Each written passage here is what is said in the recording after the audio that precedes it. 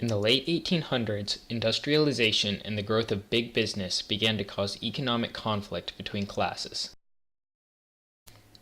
The middle and lower classes, swallowed up by corporations as cogs in the machine of industrialization, started to look for reform.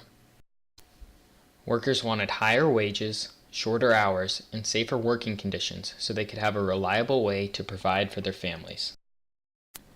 Monopolies knew that these reforms would slash their profits and fought back vehemently against reform.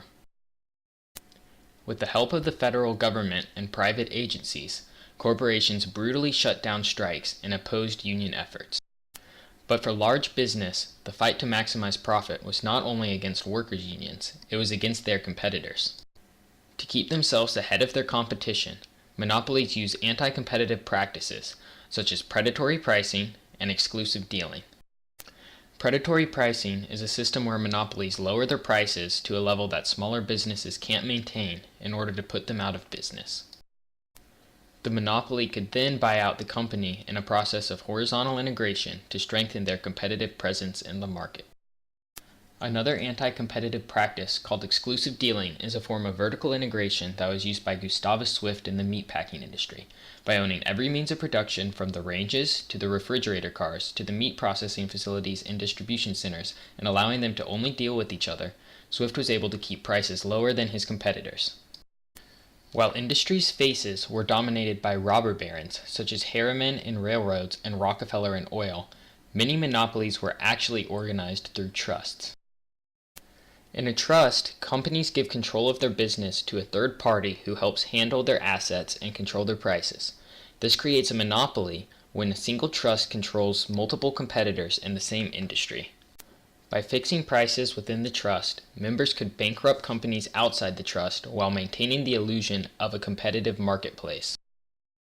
These business practices were ultimately painted as corrupt by journalists and caused a backlash by middle and lower class workers.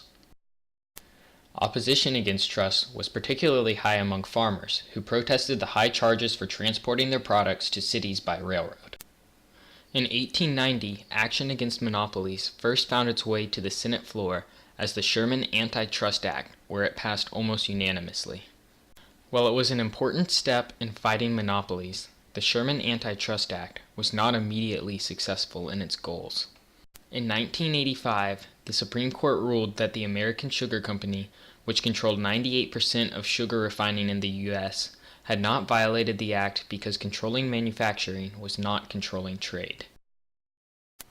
Not only was the act unsuccessful against monopolies, in the first decade after it was passed, its only effective use was against labor unions, in cases where lawyers argued they restrained trade.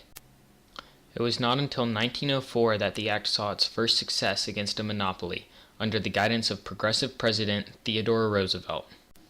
In the years that followed, investigative journalists launched vicious attacks against monopolies, exposing their practices to the general public. Among these articles, Ida Tarbell's The History of the Standard Oil Company was particularly important in the 1911 court case that finally broke up the trust. The Supreme Court case, Standard Oil Company of New Jersey v. United States, established the rule of reason as a means for prosecuting monopolies. It stated that monopolies were only illegal if they used anti-competitive practices to become or stay a monopoly. The Sherman Antitrust Act was strengthened in 1914 by the Clayton Antitrust Act, which clarified who could be prosecuted and by whom. Under the Clayton Antitrust Act, any individual injured in business by illegal antitrust activity could sue, and the act could no longer be used to prosecute labor unions. The act was encouraged by President Woodrow Wilson, who wished to limit the number of individuals who could plunge the American economy into a panic.